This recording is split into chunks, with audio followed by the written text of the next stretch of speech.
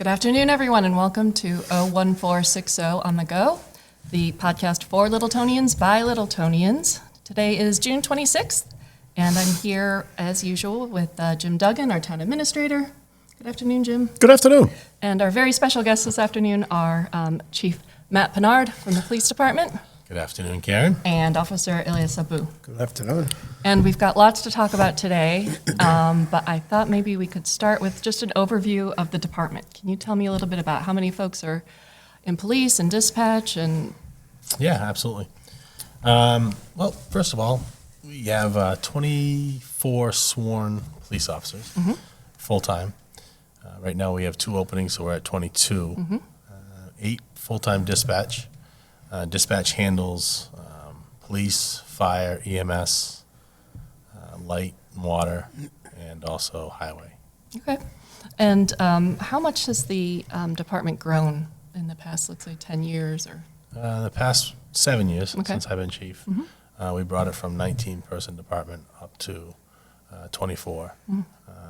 Obviously, we know the future, what the future is going to hold for us with more people coming to town. Sure. So we've been adding 1 to 2 officers per year. So it's worked out well. That's great. And Officer Abu, when did you come on board? I started here 2021, Okay. and I think I'm approaching almost 5 years here now. Nice. And Yeah. now did you come from another department or? Yes, I actually came here as a part-time police officer, and Chief asked me, he goes, hey, do you want to apply here? And I was like, full-time position. So prior to that, I worked at a few different colleges. I was police officer at Worcester State, I was Wellesley College. And then I came here one day, I didn't even know where Littleton was. I ended up Googling, I lived in Attleboro, so I'm like, they're hiring part-time, let me go up there and check it out. So I came here and I just fell in love with the leadership, the police department, the community itself. And when I was asked to be a full-time, I was just, excited, and I applied, so it was really good. I was just talking to a few people out there, and I can't believe I've been here 5 years almost, so time does fly. Yeah, so you and I came to Littleton almost around the same time then. Yeah, I think I only have a year on you. So. Yeah. We wanted to talk a little bit about something that I don't think a lot of people know about, which is grants. Yeah. And what role grants play in the police department and in public safety for Littleton. And whoever would like to take it away.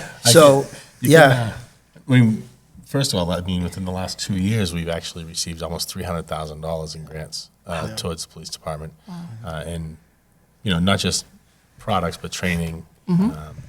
Our most recent grant was probably our biggest, was $150,000. For the body cams, yeah. For the body cams. And then we had the ICAT grant after that.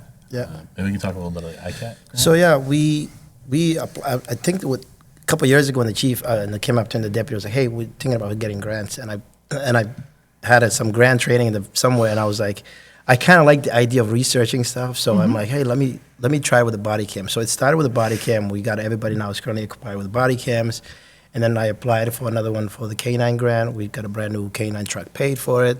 Wow. I lost the track how many grants so far we've gotten. I know we've gotten something for tourniquets. I've got one for AEDs. And then we applied the road safety grant, which a lot of town after, we have that incident for the motorcycle, for the bicycle accident. It just shows that how much effort we put in to kind of promote road safety in town. And we did the body cam, we did the road safety grant. And I just applied for the ICAT grant, which is like one of our biggest one that's ongoing right now. We applied sometime last year in October, and we were awarded almost $67,000 to kind of retrain the entire police department for ICAT. Okay, can you tell us what ICAT stands for? Yeah. So ICAT stands for Integrated Communication Assessment and Tactics. Okay. It's a program that I was introduced to when I was in school for my graduate degree for behavioral health, and they talked about that ICAT program. So it started by a group called PERF, Police Executive Research Forum, out of Washington, D.C. They're a think tank for police and research and leadership, and they kind of put this program together. Okay.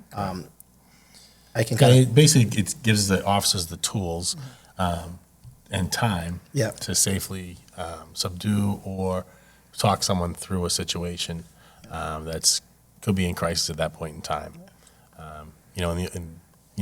Years ago it was okay, just put them in handcuffs, take them away.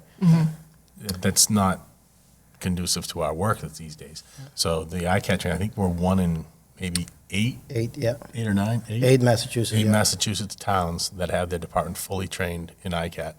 Wow. It was an undergoing, but we did it. Yeah, we did it. Yeah, it's we managed it somehow, but we brought in a company to come and train everybody. But it shows how much Littleton Police puts in an effort to kind of Clearly. train. Yeah, it's police, it's officers, and it's community above all. ICAT, I really think it's a revolutionized police departments how they should proceed when it comes to calls or how they interact with the community. It's not something that's taken lightly, especially when you go to calls for patrol and it could be anything. It could be, somebody's having a mental health issue, somebody was in a car accident. That aspect of communication and assessment of figuring out what's really going on, before you can actually provide services is what ICAT really teaches. And I think it shows that we did everything. When I hear 1 in 8 police department in Massachusetts, and there's a lot of police departments Yeah. fully department trained ICAT, it shows that we've done something good Yeah, this year. that's a Really huge good. And commitment. the working group that he had mentioned, I mean, I think it was 2016 that they went over to the UK, Yeah, where the Bobbies are that have no firearms. no firearms, yeah. And they actually, how do you do this with no firearms? And obviously, we can't really use ICAT if someone has a firearm. These are all non-firearm calls. Yeah. And And they figured out, because when they went to Scotland, they brought in over 60 police chiefs from different parts of the United States, and they brought them up there to kind of study how are the Scottish police and British police, mostly unarmed, that going to calls and resolving this. And that's the concept they brought back to the United States. And it goes back to basics, assessment. The minute that call comes in through a dispatch, someone has to gather all that information before you can actually just send the officer in. So, for example, was there a prior history there? Is there alcohol involved today? Is there mental health involved today? If the dispatch does not gather this much information and provide to the officers, that's when people come in to the point where they, just rush themselves to the call. So it slows down. It's slow down, and that's what ICAT teaches. So was this training also part for the dispatchers as well? Yeah. Yeah, I we see. included them. A lot of departments didn't include them, but we actually thought it would be great because, again, it goes back to the beginning of every call. Where does it start? It starts in dispatch. The dispatch takes the call. They get all the information they can possibly gather before giving it out. And then even when they're giving the call out and the officers are responding, they're still gathering information on the phone as to what's going on. So it was good. And the other portion of ICAT was it's not just for the incident and crisis at hand. It's also for officer wellness. Yes, And priority. the sanctity of life. I mean, I received a lot out of it. Yeah, we all did. I think we all did, and part of it is like a lot of police training. You just go watch a bunch of PowerPoints, and you just they give you certificate. ICAT is totally different, and day 3 is all about scenarios. They put you through scenarios of everything you learned. We create mock scenarios to see how would you react. So it's a different kind of training. It's cops are used to sitting and watching videos and be like, oh yeah, here's your certificate, you're good to go. But ICAT, you have to show the instructors that you've got something out of it.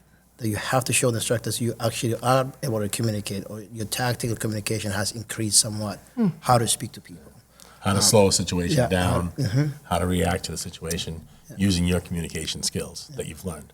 And it's amazing with you've become so specialized in so many different areas, and yet in as much as using your words to slow a situation down, it's really vital. You have to use the right words. Yes. It's like Yeah. you can't say be derogatory, be like just calm down or relax or Oh, no. something like that. There's a whole different way. Everybody hates when you say calm Calm down. down. Right. Everybody hates that. Especially, Yeah, especially at home. yeah, at home. Yeah. It's Just calm down. yeah, I think that's what actually sends people off when you say calm down. But ICAT really is all about active listening. A lot of times when you're talking to people, they give you a small message what's really taking place today. And if you're not picking those things, few of those words in between, then you're missing out the whole big picture. Can you give us some examples? So, for example, I went to a call recently, right? I went to a call, and I could tell the person I was talking to was something happened in college, that their grades were failing, and he came home, and it was totally just he went off. But as I'm talking to him, and there's a crisis that's going on right now, and I'm listening to him. Everyone that's around me kind of missed because he's like, I don't know what happened in college. I missed it. And I said, can we talk about what happened in college? That just gave me a quick hook of him bringing him back to what really is setting him off today. And so that way we can facilitate have a way of kind of helping him out through saying, hey, I know what happened in college. It's tough. We can talk about that. And maybe let's figure something out today, how can I help you solve through what's going on today? But it's one of those things as there was so much conversation going on, but somewhere in between he mentioned the college, which it all triggered from. And I was like, that's my hook. Yeah. Let me go back to that. So you have to kind of listen, and active listening is very hard. I think it's something that I have to train all the time to actually be perfect at it. But it kind of helps your calls when you're listening to people and they're telling you their story or what's going on today. Somewhere out there, something set this person off. And you have to find that hook and find a way you can help them through it. So. Yeah, and slow it down, Yeah. create more time, space. Yeah. And it goes back to the old saying from your mother. You have 2 ears and 1 mouth. Yeah, Listen more than you talk. yeah, That's a good one, actually. Yeah. My mother did not say that. yeah. Listen more than you talk. Yeah. That's a good one. Yeah. So ICAT is the most recent Yeah, grant, and correct. then you mentioned you've got 3 more applications in at the moment. Yes, so as of June 15th, I submitted 3 more applications for grants. One of them was to reapply the road safety grant, Okay. the municipal roads for 2026, to continue that traffic enforcement, road safety, educational component to make our town, as we're trying to grow as a community, to make sure that our roads are safe for everybody. That was one, And and we then can, actually on that one, we can talk a little bit about the crosswalks. And The crosswalks, how yeah. The enforcement we were doing for it. yeah, We'd have 2 people out there, 2 officers out there that were working.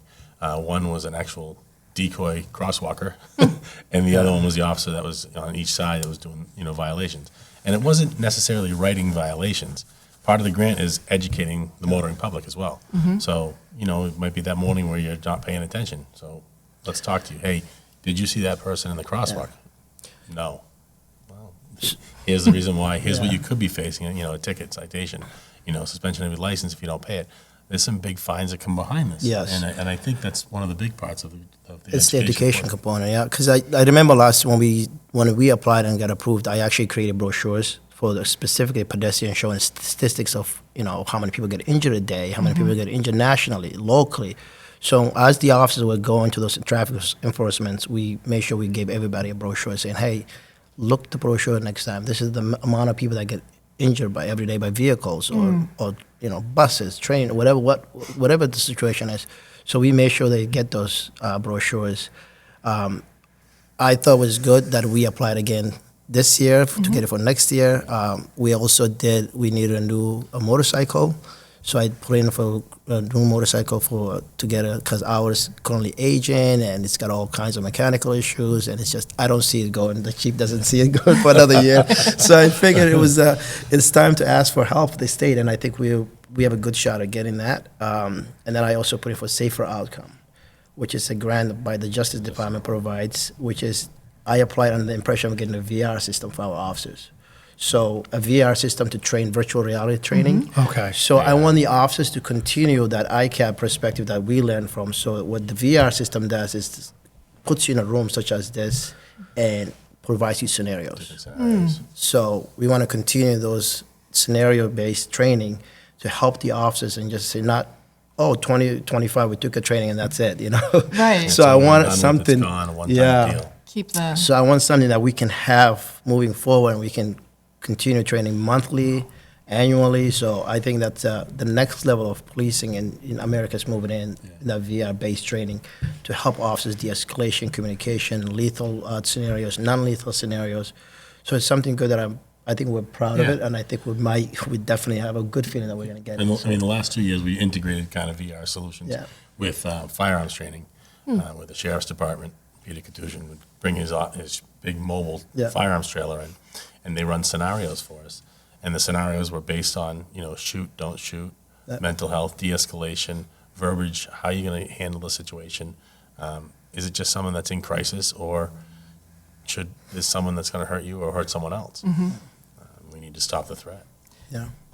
when you talk about, oh, I applied for this grant or I applied for that grant, it's not like a job application where you fill in a couple blanks and check a box. Can you talk a little bit about all the work that's involved?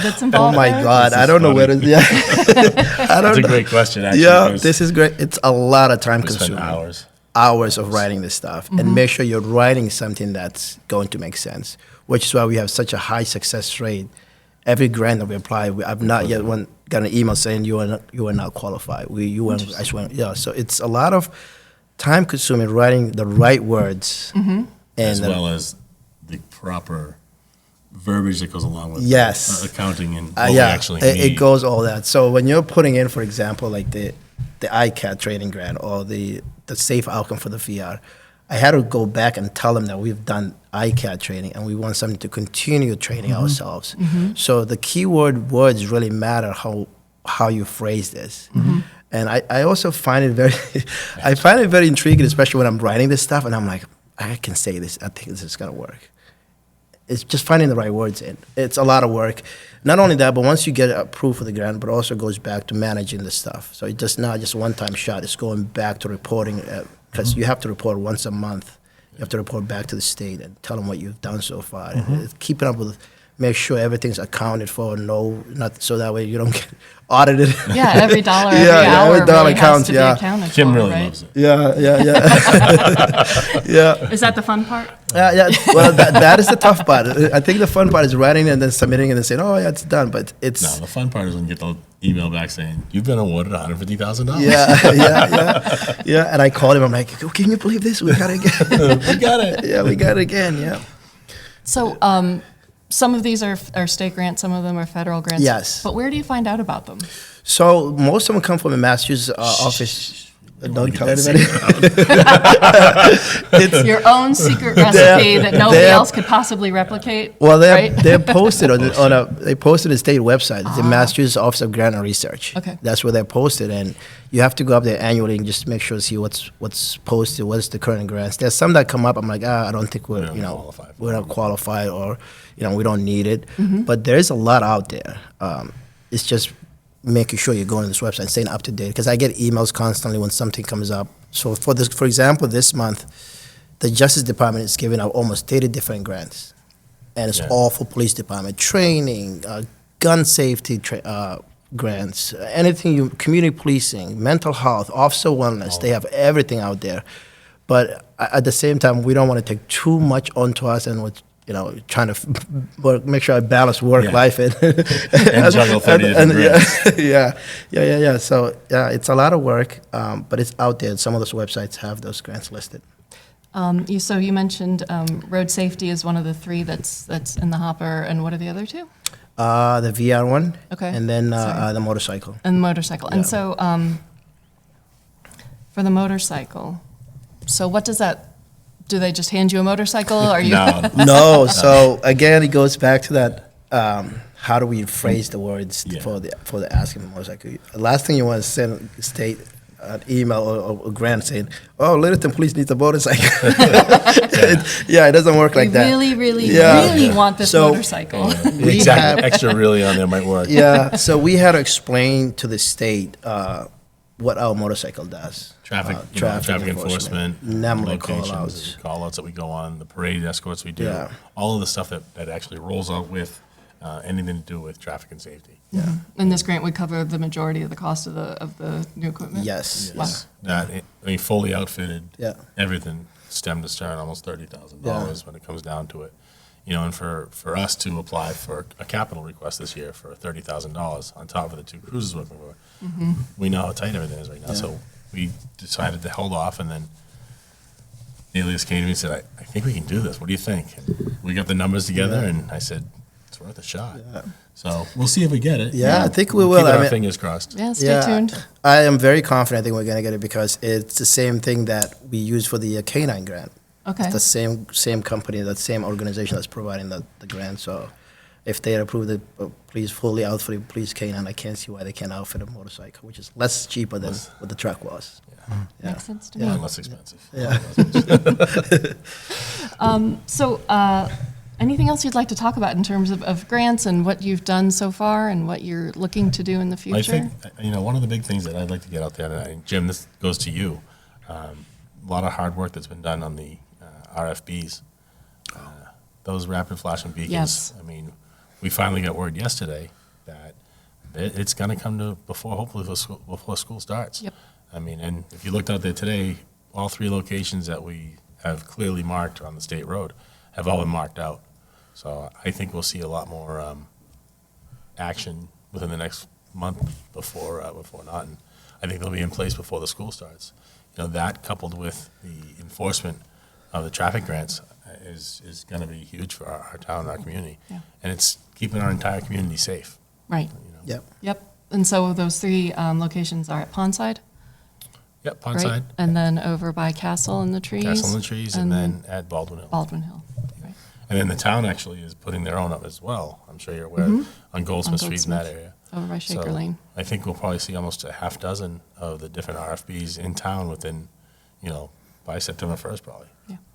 Which that's going to have a big impact. Yeah, Yeah. huge. It's I think having kids be able to walk to school Yeah. is so Ride their important. bikes, yeah. I grew up walking to school and, half a mile, no, actually it was 10 miles each way, Each way uphill, uphill. Wow. in the snow, every time. Whether it was 12 feet or not.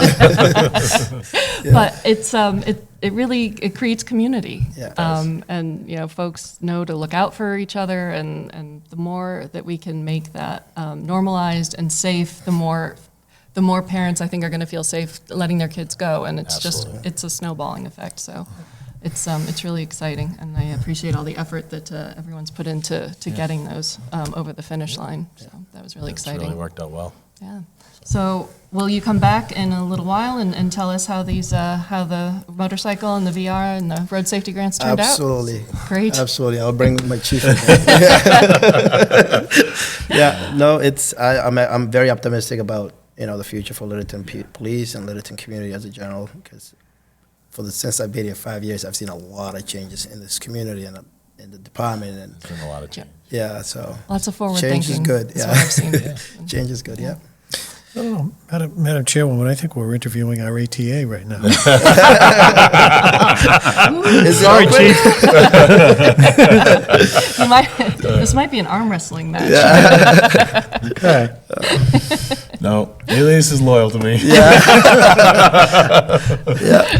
Well, I can't thank you both enough. Yeah. Thank you so, for having us. Outstanding job. Yeah, It's this been was great. fun. Thank Yeah. you. Yep. We'll And see you again. so watch the space. We'll let you know how these last couple grants turn out. But in the meantime, keep your eyes out for all the other good work that the police are doing for us on our streets. Thank you. Thanks very much, everyone. We'll be back in 2 weeks. Stay safe, guys. Thank Thank you. you. Thank you. Thanks, Jim.